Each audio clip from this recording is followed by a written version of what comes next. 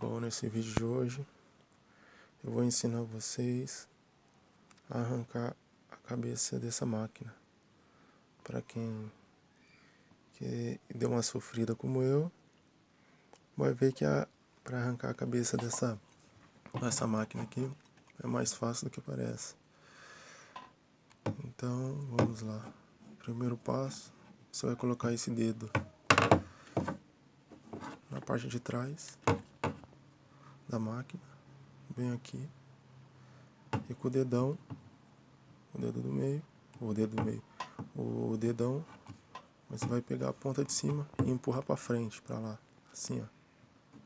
Você vai fazer esse movimento, você vai pegar na parte de cima e empurrar para frente, e a cabeça vai sair, entendeu? Saiu.